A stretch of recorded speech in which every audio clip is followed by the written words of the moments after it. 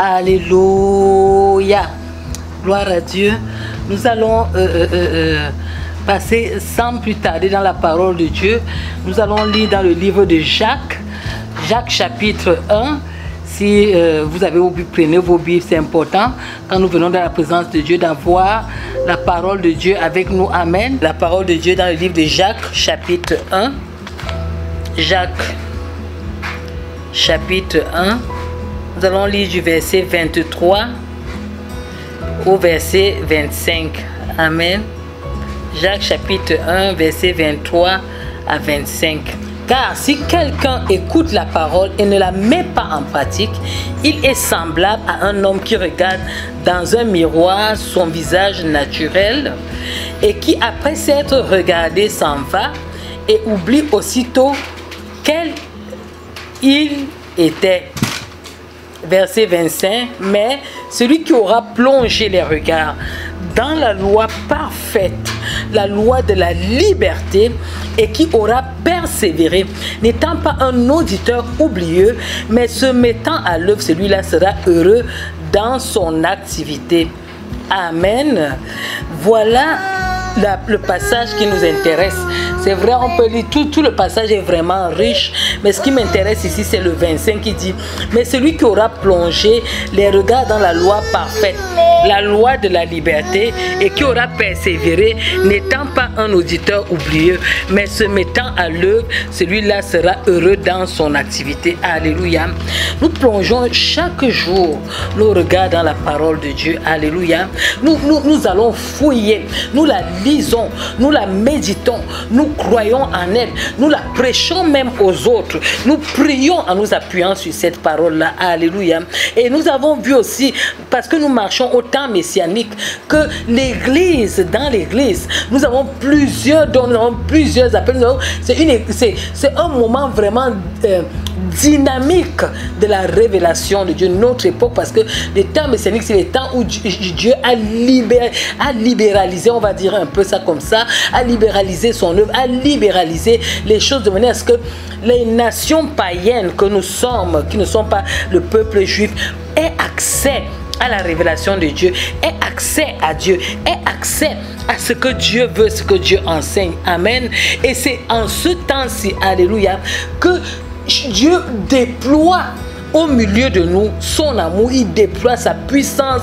Ce n'est plus la lettre, ce n'est plus les prophètes seuls qui viennent donner, mais chacun d'entre nous expérimente chaque jour dans sa vie un quelque chose de Dieu, un miracle de Dieu, dans la prière, dans sa marche, dans son travail, en allant au boulot, en lisant la parole de Dieu, en lisant, en méditant la parole de Dieu et en découvrant les vérités spirituelles cachées dans cette parole-là. Or, il se trouve que toujours dans ce notre temps-ci, il y a des gens qui lisent cette parole-là, mais quand ils quittent l'endroit où ils ont lu, quand ils quittent le moment où qu'ils ont passé devant Dieu, ils oublient tout. C'est comme si on efface leur mémoire, c'est comme si on efface ce qu'ils ressentent, c'est comme si on efface la grande rencontre qu'ils ont faite. Pourtant, nous sommes à un temps où Dieu n'est pas éloigné, nous sommes à un temps où Dieu habite avec nous, nous sommes à un temps où Dieu manifeste sa grâce à chacun d'entre nous, nous sommes à un temps où Dieu ne parle pas à une caste d'hommes, parle à tout le monde. Nous sommes à un temps où Dieu ne nous parle pas seulement dans sa Bible, mais nous parle pas à tout ce qui respire. Il dit que si tu le cherches, même si tu ne le cherches pas dans sa parole, il dit que même la création va t'enseigner qu'il existe, va t'enseigner qu'il y a un Dieu derrière tout ça, qu'il y a un Dieu qui est capable de faire, qu'il y a un Dieu qui a fait cela. Mais nous, malheureusement, malgré ce temps de la grâce où les miracles sont évidents, où Dieu est évident, où il a même permis, nous sommes l'époque où Dieu a rendu sa parole disponible à n'importe qui, même aux enfants. Nous sommes à l'époque aussi où les gens, nous sommes paresseux, nous n'allons pas chercher Dieu. Nous sommes à l'époque où quand nous lisons la parole de Dieu, c'est comme si on lit un livre, on ne reçoit rien. Alléluia. Dieu ce soir vient m'interpeller, vient t'interpeller que mon enfant, ma fille, mon fils, mon frère, je ne sais pas qui, jeunes gens, vieillards, parents, quand vous lisez ma parole, c'est une loi parfaite. Alléluia. C'est une loi qui vous libère. C'est une loi qui vous donne, alléluia, la vie. Parce que nous savons que la parole de Dieu c'est Christ, amen. La parole de Dieu a été faite chair. Elle a vécu, donc nous ne lisons pas quelque chose où nous cherchons les révélations. Nous lisons quelque chose où Dieu est proche de nous, où nous avons vu Dieu marcher. Alléluia. Dans la chair encore, où nous avons vu Dieu agir. Où nous avons vu Dieu se manifester. En 3 ans, il nous a montré le Père. Il dit que tu cherches le Père dans Jean 14. Tu cherches le Père. Tu m'as vu, tu cherches encore le Père. Nous avons vu Christ. Nous voyons Christ dans ses écrits. Dans les évangiles, nous voyons Christ. Dans l'Ancien Testament, dans les livres d'Ésaïe, les prophètes ont parlé de Christ. Mais nous continuons à aller à Christ, à lire Christ, à voir Christ, à entrer dans le parfait et ressortir froid et ressortir tel que nous sommes allés. C'est dangereux en notre époque-ci. C'est pour ça que ce passage vient à point nommé. Alléluia. Ce passage vient pour toi qui m'écoutes ce soir. Ce passage vient parce qu'il est écrit dans Proverbe 14, verset 15, que l'homme simple croit tout ce qu'on dit, mais l'homme prudent est attentif à ses pas. Tu dois être attentif à la parole de Dieu. Tu dois être attentif à ce que tu lis. Tu dois prendre garde lorsque tu entres dans la parole de Dieu, à ce que Dieu te dit, à la révélation que Dieu t'apporte, à la révélation que Dieu manifeste. Alléluia. Parce qu'il ne la manifeste pas n'importe comment. Alléluia. C'est le témoignage qu'il y a un Dieu qui est vivant. C'est le témoignage qu'il y a un Dieu qui agit. C'est le témoignage qu'il y a un Dieu qui fait encore. Alléluia. Il nous donne l'opportunité nous-mêmes d'aller examiner cette parole, d'aller l'éprouver, d'aller puiser, alléluia, ce dont nous avons besoin dans nos vies au-dedans, alléluia.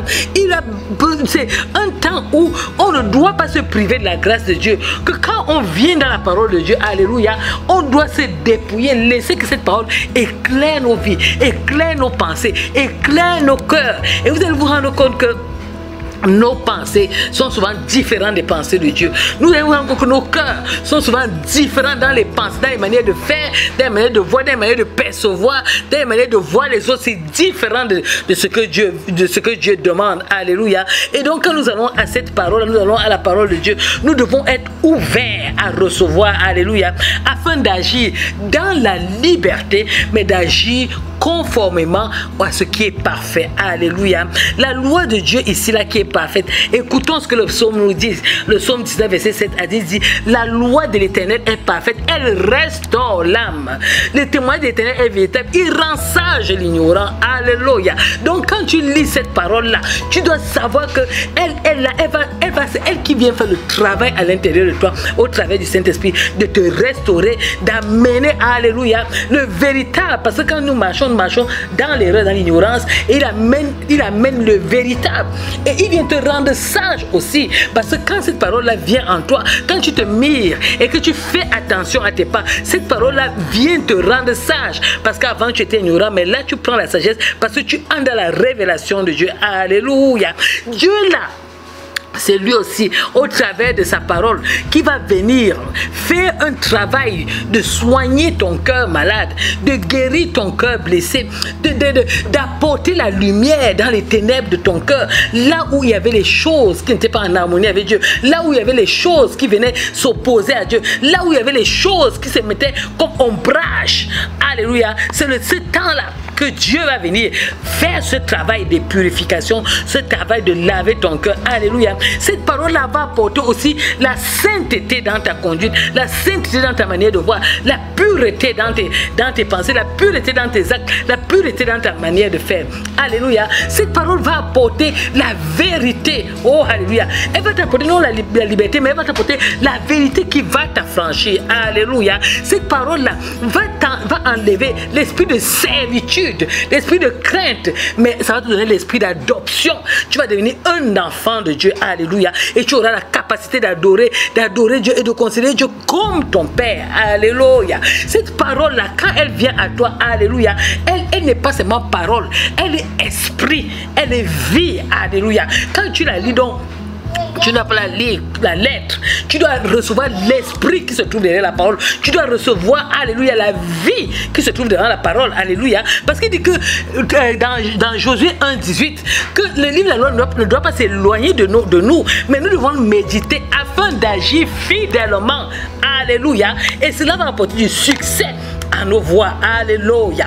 Donc, cette parole-là, quand tu vas dedans, elle t'affranchit, elle te donne l'affermissement. C'est elle qui te rend ferme. C'est elle qui te fait, alléluia, quitter le joug du péché, le joug de servitude du péché. Alléluia. Cette parole-là, alléluia, vient enlever le voile de la méchanceté qui couvrait ton cœur. Alléluia. Et te donne d'agir comme un véritable serviteur d'enfant, serviteur de Dieu. Alléluia. Cette parole-là va te donner de craindre Dieu, d'obéir à sa voix. Elle va enlever la rébellion, alléluia, dans ton cœur à l'Éternel. Et elle va te donner de t'attacher à l'Éternel, alléluia, et de le considérer comme un roi. Cette parole-là, alléluia, va te donner de demeurer ferme. Et c'est elle qui amène l'esprit de disciple-là en nous, alléluia. Cette parole-là, alléluia, va te donner d'aimer de l'amour de Dieu. Quand tu vas entrer dans cette parole, tu vas recevoir l'esprit, parce que l'esprit de Dieu est Dieu lui-même que tu reçois. Il te donne l'amour, alléluia, l'amour comme lui, l'amour de ton prochain, l'amour qui va au-delà du jugement, l'amour qui va au-delà des condamnations, l'amour qui va au-delà du péché, l'amour qui te donne de regarder l'autre comme Dieu le regarde et non comme tes pensées, tes raisonnements veulent que tu le regardes. Alléluia. Cette parole-là va te donner de persévérer, alléluia, dans les fondements que nous ont laissés les anciens, nous ont laissé les apôtres, alléluia, les fondements que Christ a déposés. Tu vas persévérer dans ces fondements-là, alléluia. Cette parole-là va te donner, alléluia, de demeurer au-dessous le couvert de Dieu, va garder ton témoignage, va te donner de t'écarter de tout ce qui n'est pas de Dieu, alléluia, et va te garder, oh Dieu Tout-Puissant, de persévérer jusqu'à la vie éternelle. C'est donc cette parole-là qui te donne l'honneur, la gloire de servir Dieu. Cette parole-là qui amène la bonté de Dieu vers toi, qui amène la justesse, la justice de Dieu dans ta vie. Cette parole-là qui te rend bon, qui te rend affermi, qui te retranche du milieu des païens et du milieu des non-convertis. C'est cette parole-là que quand tu vas te plonger en elle, alléluia, tu ne dois pas oublier. Parce que ce n'est pas une parole morte, ce n'est pas une lettre morte. Si tu la considérer comme une lettre morte ce soir, tu dois changer de considération. Alléluia. C'est cette parole qui te rend inébranlable dans ta foi. C'est cette parole-là qui te donne même le zèle, qui suscite le zèle en toi de prêcher l'évangile. Alléluia. C'est cette parole-là, alléluia, qui te donne de te mettre, oh alléluia, dans la modestie, qui te donne la charité, qui te donne la sainteté. C'est cette parole-là, alléluia, qui te donne de persévérer jusqu'à la fin et de garder ton âme au-delà de toute méchanceté et de tout péché. Alléluia. Cette parole-là est le commencement et la fin de toutes choses. En écoutant cette parole, en la mettant en pratique, alléluia, tu demeures un homme selon Dieu. Alors tu demeures un homme, là on va t'appeler homme spirituel. Alléluia. C'est cette parole-là qui te donne, oh alléluia, de recevoir l'instruction divine. Cette parole-là qui te donne, oh alléluia, de demeurer dans la justice en tout temps. Alléluia, de garder les préceptes de l'Éternel qui vient vivifier l'Esprit de Dieu qui est en toi, qui habite en nous tous. Alléluia. Heureux donc celui-là qui écoute la parole de Dieu et qui la garde. Alléluia. Heureux serons-nous quand, oh alléluia, nous allons commencer à mettre cette parole-là en pratique. Pas seulement la regarder, pas seulement la lire, pas seulement réciter les versets, mais la pratiquer jour et nuit. Alléluia. Nous serons véritablement inébranlables, marchant dans l'œuvre de Dieu, sachant que notre travail sur la terre n'est pas vain. Alléluia. Mais la Bible dit que nous serons une assemblée de saints, ceux-là qui auront lavé les vêtements, oh alléluia, dans le sang de l'agneau, ceux-là qui auront cru en Christ. C'est de cette parole donc qu'il est question, c'est de ce Jésus-là donc qu'il est question, c'est de cette parcelle-là dont je te parle ce soir. Et c'est à la lumière de cette parole-là que nous allons prier ce soir. Alléluia. Ayant plongé les regards dans la loi parfaite, la loi de la liberté, qui est n'est pas seulement qu'on va plonger, mais on va persévérer. C'est ça qui est le plus important. Ne pas oublier, alléluia. Et c'est nous qui serons heureux. C'est à ce moment-là qu'on sera heureux dans ce que nous faisons. Alléluia.